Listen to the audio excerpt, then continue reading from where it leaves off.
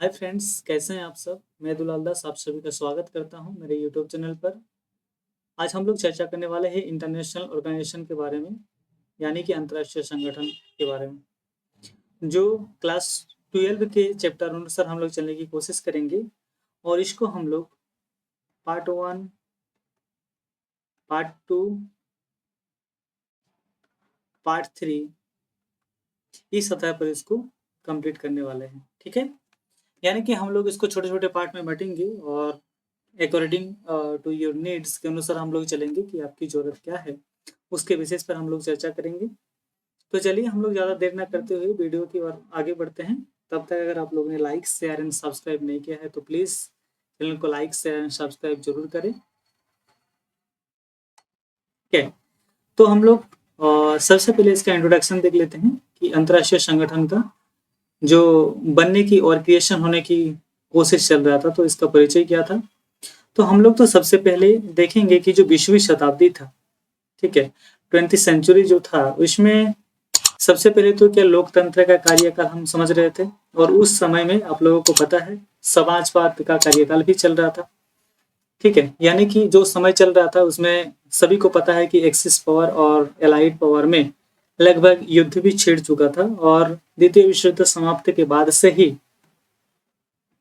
दो गुटों में बटी हुई थी, एक तो सोवियत संघ और दूसरा में अमेरिकी पावर। और जिसमें से दोनों के दो विचारधारा को लेके चल रहे थे, जिसमें से इस जो समय था, जो 20वीं शताब्दी के काल था, इसको हम लोग समाजवाद के कार्यकाल भी समझते हैं, क्योंकि ये आपका 1991 में क्या होता है, सोवियत संघ का विघटन होता है, तब से लेकर ये फ्लॉप कर जाता है, यानी कि, है ना।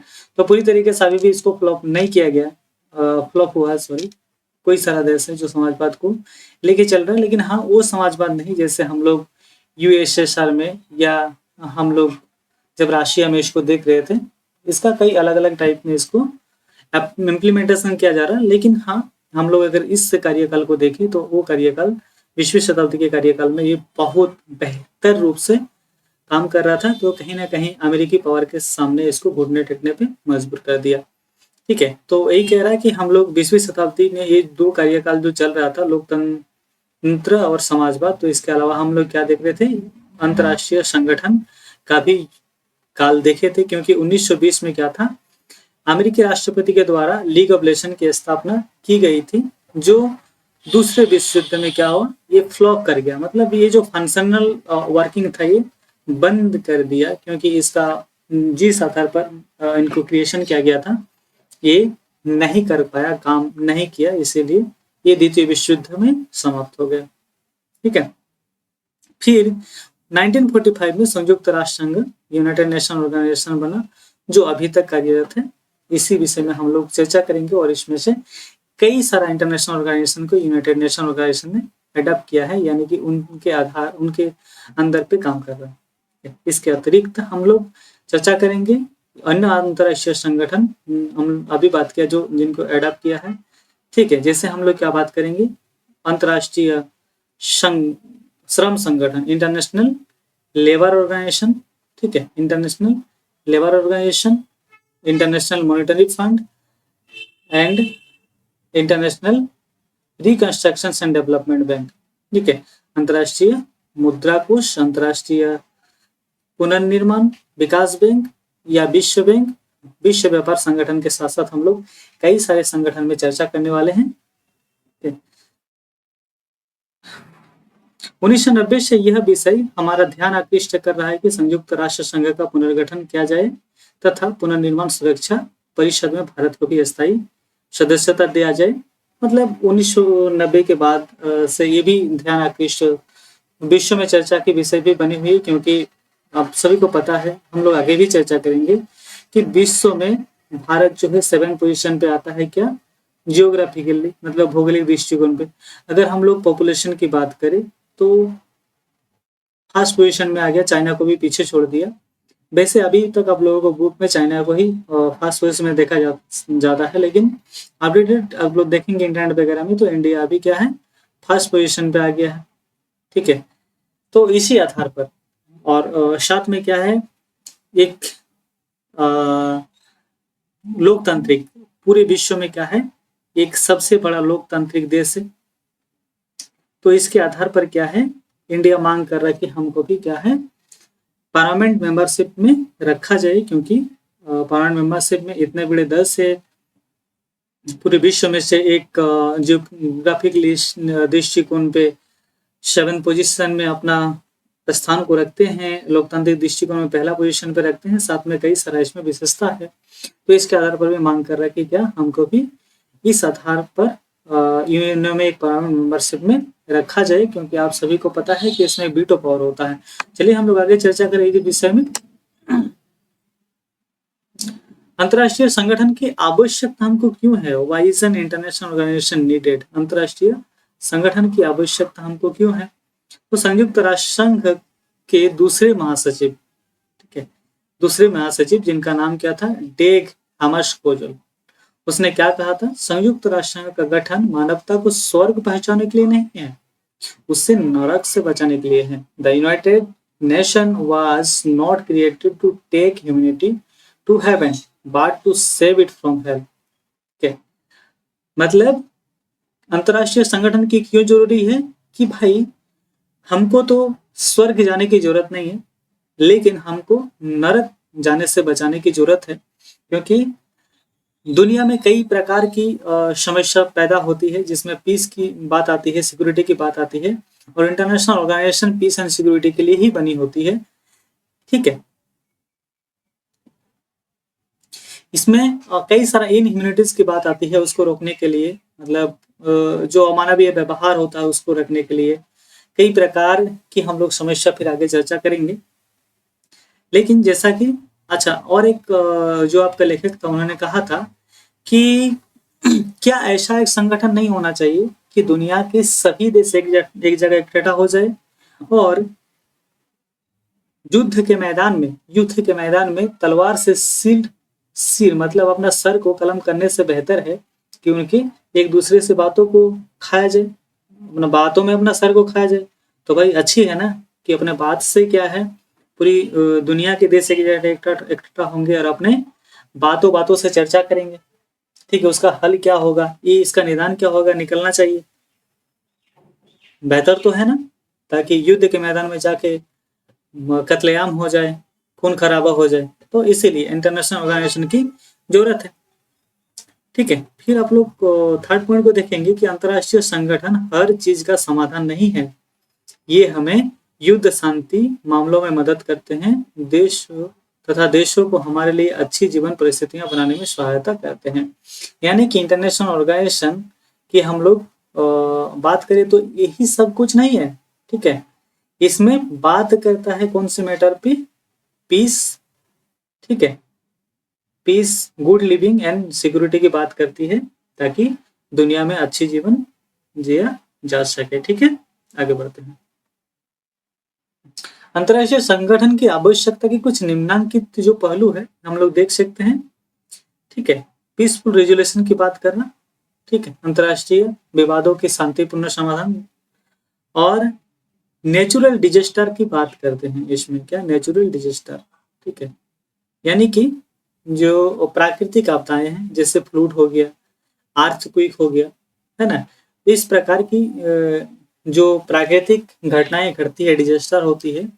आप लोगों को पता है, आप लोग देखे हैं कि हाल ही फिलहाल में एक आध साल पहले क्या नेपाल में क्या हुआ, अर्थक्वेक आया, है ना, पूरा नेपाल को तबाही मचा के रख दिया। अब इसमें क्या है, नेपाल के पास इतना इकोनॉमिक कंडीशन अच्छा नहीं था कि पूरा के पूरा विश्व में नेपाल अपने को खुद को एस्टेब्लिश कर सके, स्टैंड कर सके। अब इसमें क्या है, कई सारा देश था जो इनको क्या है, हाथ बढ़ाया, मदद का हाथ बढ़ाया और इनको हेल्प किया। ठीक है, ताकि नेपाल को ऊपर उठने के लिए, फिर से स्टैंड करने के लिए, एक देश के रूप में आगे आने के लिए उसको एक सहायता मिला। ठीक है, तो इसी आधार पर भी क्या है, यूएनओ बात करता है। फिर हम लोग बात कर लेते हैं ग्लोबल वार्मिंग की। ठीक है, विश्व व्यापी ताप वृद्धि की जो बात आती है, जो ग्रीन हाउस गैसेस होते हैं, जिसके वजह से क्या है, विश्व में ताप अगर बढ़ेंगे तो क्या होगा, समुद्र तल मतलब समुद्र की गहराई क्या है, और बढ़ेंगे। तो समुद्र की गहराई अगर और बढ़ेंगे तो इसमें क्या है, कई सारा जो देश है जो द्वीपों में रहते हैं, ठीक है, वो क्या है, कई सारा शहर इसमें समाहित हो जाएंगे। तो इस विषय पर भी क्या है, चर्चा होती है। और विश्व में ग्लोबल वार्मिंग को कम करने के लिए सभी को चर्चा होनी चाहिए, सभी देश को आगे आना चाहिए, है ना। और इसमें तभी संभव हो सकता है जब दुनिया के सभी देश एक जगह इकट्ठा होंगे और इसको बात करेंगे। साथ में आ जाते हैं टेररिज्म की बातें, आतंकवाद जिसको हम लोग बोलते हैं, ठीक है। अब सभी को पता है कि आतंकवाद से कोई एक देश निपट सकता है नहीं ना, लेकिन इसी में अगर सभी देश मिलकर टेररिज्म को लेकर चर्चा हो रही है, सभी देश टेररिज्म के पर में लड़ाई कर रही है, तो भाई आतंकवाद से क्या है, निपटा जा सकता है ना। फिर हम लोग बात करेंगे कि हेल्पफुल इन ग्लोबल इकोनॉमी, वैश्विक आर्थिक विकास में, ठीक है, जो विकासशील एंड विकसित देश है, डेवलप एंड डेवलपिंग कंट्रीज, ठीक है। तो और विकासशील जो देश है, इन लोगों को क्या है, सहायता करना है, क्योंकि इनका विकास अभी तक पूर्ण नहीं हुआ है। तो इस आधार पर भी इसमें बात होती है, इसमें चर्चा होनी चाहिए। इसके लिए भी क्या है, अंतरराष्ट्रीय संगठन की जरूरत होती है, ठीक है। तो हमारे पास क्या क्या पॉइंट्स निकल के आया, तो अंतरराष्ट्रीय विवादों को शांतिपूर्ण ढंग से समाधान की बात निकल के आया, पीसफुल रेजुलेशन, नेचुरल डिजास्टर की बात आया, ग्लोबल वार्मिंग जो विश्वव्यापी ताप वृद्धि है, टेररिज्म और ग्लोबल इकोनॉमिक ग्रोथ को बढ़ाने के लिए बात आई, जो वैश्विक आर्थिक विकास में सहायता के लिए इसमें बात निकल कर आती है, ठीक है। आगे बढ़ते हैं। यूनाइटेड नेशन ऑर्गेनाइजेशन मतलब संयुक्त राष्ट्र संघ के हम लोग अभी इस स्क्रीन पे आप लोग देख रहे हैं, इसमें हम लोग चर्चा करने वाले हैं। 1941 में विश्व के प्रमुख नेताओं और विचारकों ने यह अवधारणा बना ली कि मित्र राष्ट्र की विजय के बाद नया अंतरराष्ट्रीय संगठन बनाया जाना चाहिए जो राष्ट्र संघ से अधिक शक्तिशाली, मतलब लीग ऑफ नेशन जो है उससे अधिक शक्तिशाली की बात निकल के आ रही थी कि 1941 में, क्योंकि द्वितीय विश्व युद्ध जो सेकेंड वर्ल्ड वॉर था, सेकेंड वर्ल्ड वॉर, ये 1939 टू 45 तक चला, ठीक है। अब सभी देशों ने सोच लिया कि भाई लीग ऑफ नेशन तो कुछ काम कर रहा नहीं, तो फ्लॉप कर गया, द्वितीय विश्व युद्ध की जो ज्वाला था उसमें भस्म हो गया। तो इससे कई अधिक शक्तिशाली का हमको एक संगठन बनाने की जरूरत है, ताकि इस तरह की जो घटना कभी दुनिया में घटित ना हो सके। तो जिस प्रकार से अमेरिकी राष्ट्रपति विल्सन ने लीग ऑफ नेशन को बनाया था, फिर 1940 के बाद अमेरिकी राष्ट्रपति रूजवेल्ट के प्रयासों ने इस नए संगठन को जन्म दिया। कौन सा संगठन को जन्म दिया? तो यूएनओ को इसने जन्म दिया, ठीक है। फिर हम लोग आगे चर्चा करते हैं, चलिए। फिर फार्मिंग ऑफ चार्टर की बात करें, चार्टर की रचना जो था पहला चार्टर आता है अटलांटिक चार्टर से शुरू होता है, अटलांटिक चार्टर से कब से शुरू होता है? तो 14 अगस्त 1941 चर्चिल और रूजवेल्ट ने इस प्रस्ताव पर हस्ताक्षर किए थे, जिसमें कहा गया था कि किसी प्रकार के प्रादेशिक अपहरण न हो, सभी राष्ट्र अपनी इच्छा का शासन चुनने का अधिकार हो, आर्थिक क्षेत्र में सभी राष्ट्रों के बीच पूर्ण सहयोग हो, अंतर्राष्ट्रीय संगठन की रचना से संबंधित इसके प्रावधान थे कि विश्व में शांति की स्थापना हो ताकि सभी राष्ट्र सुख से रह सके, वे किसी प्रकार से क्या नहीं हो, भय नहीं हो, मतलब ठीक है, और तंगी नहीं हो, फेयर एंड डिस्ट्रेस से फ्री हो, डिसआर्मामेंट हो, निशस्त्रीकरण अनिवार्य हो। तो चर्चा होना शुरू हुआ और इसमें से रूजवेल्ट और चर्चिल ने कहा कि भाई आप सभी को पता है कि प्रादेशिक अपहरण एक बहुत बड़ा घटना घटित हो सकता है, इसके द्वारा से सभी देशों को अपनी इच्छा अनुसार शासन चुनने का अधिकार भी होना चाहिए। जैसे भारत को अगर देखें हम लोग, इंडिया को, तो इंडिया भी कॉलोनियल था। किसका कॉलोनियल था? तो ब्रिटेन का था, ठीक है। साउथ अफ्रीका भी ब्रिटेन का कॉलोनियल था। तो इस आधार पर उन्होंने चर्चा करना शुरू कर दिया भाई कि जो देश को कॉलोनियल बना के रखा है, जो शक्तिशाली देश, ठीक है, किसी दूसरे देश को क्या क्या है, कॉलोनियल बना के रखा है, ये एम्पराइज किया हुआ है। तो इम्परलाइज्ड या कॉलोनियल जो देश है वो सभी को आजाद कर देना चाहिए और सभी के देश की जो सिटीजन है उसमें क्या है, अपना इच्छा अनुसार शासन को चुनने के लिए भी अधिकार उनको मिलना चाहिए। फिर आर्थिक क्षेत्र में भी उनको सहयोग प्राप्त होना चाहिए और पूरे विश्व में क्या होना चाहिए, शांति स्थापित होना चाहिए और सभी को भय और तंगी से मुक्त हो, ऐसा एक पूरी दुनिया में क्या हो कि ऐसा एक संगठन का निर्माण किया जाए जो ये सभी गुण उसमें शामिल हो। साथ में निःशस्त्रीकरण की बात आती है, ठीक है। निःशस्त्रीकरण अगर हम लोग इंग्लिश में बात करें तो इसको डिसआर्मामेंट कहा जाता है, लेकिन निःशस्त्रीकरण का ये मतलब नहीं है कि अस्त्र शस्त्र को संपूर्ण रूप से क्या 0% कर दिया जाए। मतलब एक लिमिटेड आर्म्स को इसमें क्या करते हैं, सपोर्ट करते हैं, ठीक है, कि उतना ही आप क्या करें, आप अपने पास उतना ही हथियार को रखें जितने में आप अपने देश की सुरक्षा कर सकते, उससे ज्यादा नहीं। ऐसा ना हो कि आपने जितना हथियार को इकट्ठा कर सके उसमें दुनिया को कई बार तबाह किया जा सके, ठीक है। तो इसमें निःशस्त्रीकरण की जो मूल भावनाएं हैं मैंने आप लोगों को बता दिया। अब चलिए आगे चलते हैं। फिर आते हैं डिक्लेरेशन ऑफ यूनाइटेड नेशंस, संयुक्त राष्ट्र संघ की घोषणा। फिर 1 जनवरी 1942 को अमेरिकी राष्ट्रपति रूजवेल्ट, ब्रिटिश प्रधानमंत्री चर्चिल और सोवियत प्रतिनिधि लिटवेनोव ने चीन के प्रतिनिधि सुंग से इस घोषणा पर हस्ताक्षर किए और इसमें हस्ताक्षर करने के बाद ही अगले अगले वाला दिन ही इस घोषणा में क्या है और 22 देशों ने आके इसमें साइन करते हैं और यह संकल्प लेता है कि सभी जो देशों ने साइन किया है, जो शांति प्रेमी देश है, इसके अलावा कोई और क्या नहीं करेंगे, पृथक से शांति समझौता नहीं करेंगे। ये इसमें सभी मिलकर क्या करते हैं, ये डिक्लेरेशन में साइन करते हैं। आगे बढ़ते हैं। फिर उसके बाद क्या आता है, मॉस्को कॉन्फ्रेंस, ठीक है, जिसको हम लोग मॉस्को सम्मेलन भी बोलते हैं।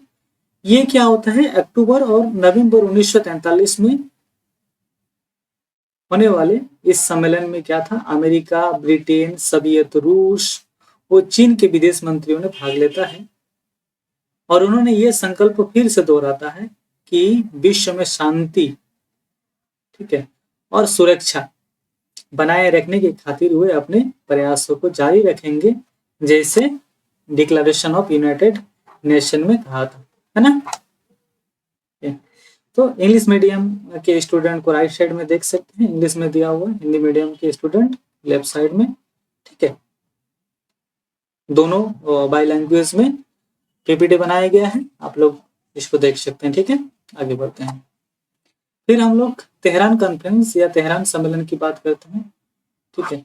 तेहरान कॉन्फ्रेंस जो था उसी साल में कुछ अंतराल में, जैसे आप लोग 1943, यहाँ भी 1943 मतलब भाई कुछ ही अंतराल के बाद रूजवेल्ट, चर्चिल, स्टालिन ने नवंबर में अपनी बैठक की, जहां उन्होंने अपने संयुक्त विज्ञप्ति में वचन दिया कि बड़े और छोटे राष्ट्र वो अंतर्राष्ट्रीय संगठन में आने हेतु आमंत्रित करेंगे। इसमें वही कुछ ही अंतराल के बाद इसमें एक ही आपका गुण निकल के आता है और इसमें ये कहता है कि जो विश्व के छोटे छोटे देश है उनको भी आमंत्रित करेंगे कि आइए और यूएनओ में क्या करेंगे, अपना पार्टिसिपेशन करिए, अपना यूएनओ का क्या करिए, आप मेंबर बनिए, ताकि यूएनओ को क्या किया जा सके, सक्सेस किया जा सके। ये तेहरान कॉन्फ्रेंस में आ गया था। आगे बढ़ते हैं। नंबर 5 में आता है डम्बरटन ऑक्स कॉन्फ्रेंस, डम्बरटन ऑक्स सम्मेलन जिसको हम लोग बोलते हैं। इस सम्मेलन में क्या है, इस दिशा में पहला कदम था कि 7 अक्टूबर 1944 को उठा, जब अमेरिकी, ब्रिटेन, सोवियत रूस, चीन के प्रतिनिधियों ने नए अंतर्राष्ट्रीय संगठन के निर्माण के बारे में प्रस्तावों को प्रारूप तैयार किया और इसमें ये कहा कि यूएनओ में क्या क्या होना चाहिए। तो ये सबसे पहले कहा कि ये 4 पार्ट तो होना चाहिए।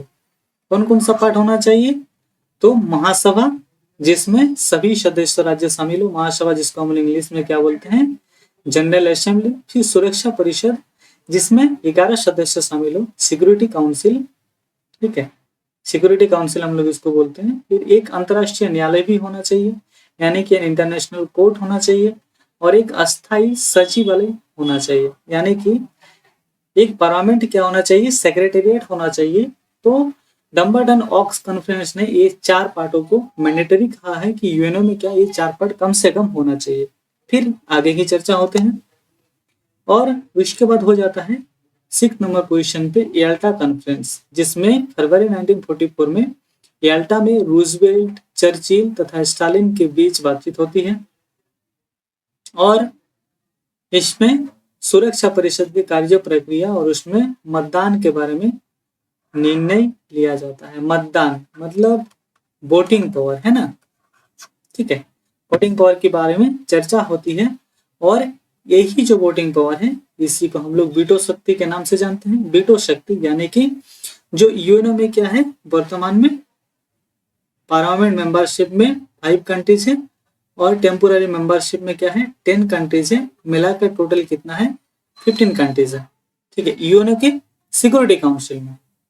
तो यही जो 5 कंट्री है, यही 5 देशों में क्या होता है, ये 5 देशों के पास वोटिंग राइट्स होता है, और इसमें जिस चीजों में वोटिंग हो रही है, यानी कि जो विषय में चर्चा हो रही है, जिस विषय को, जिस एक्ट को, जिस विषय पे चर्चा हुई है, उस विषय को अगर पास करना होता है तो इन 5 व्यक्ति का क्या होता है, वोटिंग होना चाहिए किसकी ओर,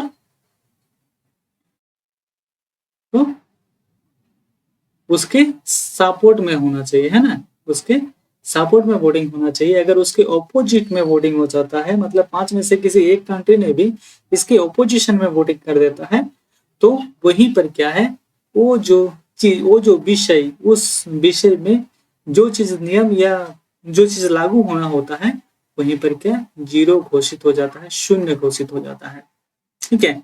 तो इसी को क्या है, वीटो शक्ति कहा है, और ये सिर्फ पार्लियामेंट मेंबरशिप के पास ही होता है ना। आगे हम लोग चर्चा करेंगे कि कितना परसेंट वोटिंग की जरूरत पड़ती है ना। वैसे तो साधारण जो चीजें होती हैं, जो साधारण विषय की बात होती है, उसमें ओवरऑल सभी मेंबर्स में 2:3 के रेशियो में वोटिंग होने से भी पास हो जाता है। लेकिन ऐसा कुछ क्रिटिकल चीजें हो रही है विश्व में, और जो यूएनओ की मतलब यूएनओ जाके लाया गया, इशू उठाया गया है, तो उसमें 2:3 के रेशियो में 5 कंट्री का वोटिंग है। जो 5 कंट्रीज परमानेंट मेंबरशिप में है, उन लोगों का वोटिंग जरूरी होता है, किसमें, सपोर्टिंग में, मतलब उसके बिहाफ में, है ना। तो इसमें यह भी तय किया गया कि 25 अप्रैल 1945 को सैन फ्रांसिस्को में क्या होगा, एक कॉन्फ्रेंस होगा, और जिसमें नया संघ जो है उसका पास करेगा, इस चार्टर को पास करेगा, कब, 25 अप्रैल 1945 को, ठीक है। तो उसी के अकॉर्डिंग एल्टा कॉन्फ्रेंस के अकॉर्डिंग ही 25 अप्रैल 1945 को क्या होता है, फ्रांसिस्को में सम्मेलन होता है, और इसमें जिसमें 50 राज्यों के प्रतिनिधियों ने भाग लेता है। 50 कंट्रीज जो इसमें थे, तो उन सभी में भाग लेते हैं, ठीक है। और ये जो कॉन्फ्रेंस था, जो सम्मेलन था, 25 अप्रैल से 26 जून तक चलता है ना। और इसमें 25 जून को संयुक्त राष्ट्र संघ का चार्टर स्वीकार कर लिया जाता है, इसको एक्सेप्ट कर लिया जाता है, और 26 जून को 50 देशों के प्रतिनिधियों पर इस पर हस्ताक्षर करता है। लेकिन एक देश नहीं पहुंचता वहां पर, मतलब 50 देश plus 50 countries plus 1 is equal to 51, मतलब टोटल 51 कंट्रीज को पहुंचना था, लेकिन वहां पर 50 ही देश पहुंचा था, पोलैंड नहीं पहुंचा था कुछ कारण से। इसीलिए क्या होता है, उनके उपस्थित नहीं होने के कारण उसके लिए एक स्थान को छोड़ दिया जाता है, ठीक है, यानी कि उसके लिए रिजर्व रखा जाता है। और उसने क्या करता है, आके 15 अक्टूबर को हस्ताक्षर करता है। 15 अक्टूबर को हस्ताक्षर करने के बाद ही 24 अक्टूबर 1945 को संयुक्त राष्ट्र संघ विधिवत स्थापित हो जाता है, उसी दिन को चार्टर लागू हो जाता है। तो देखेंगे एक बार English. The United Nation was formally established on 24 October 1945 and its charter came into force from the same day. मतलब इसी 24 अक्टूबर 1945 को ही यूनाइटेड नेशन ऑर्गेनाइजेशन क्या होता है, अपना कार्य को शुरू कर देता है, अपना फॉर्मली एस्टैब्लिश हो जाता है। ठीक है, ठीक है। इसी के साथ चैप्टर पार्ट 1 खत्म होता है। हम लोग पार्ट 2 में चर्चा करेंगे इंटरनेशनल ऑर्गेनाइजेशन की जो, ठीक है, इंटरनेशनल ऑर्गेनाइजेशन यानी कि जो यूनो है। पार्ट 2 में हम लोग चर्चा करेंगे कि, ठीक है, इनकी जो सभी पार्ट हैं हम लोग ऑल पार्ट की चर्चा करेंगे किसका, यूएनओ का। ठीक है, तो तब तक के लिए धन्यवाद। हम लोग फिर आगे मिलते हैं।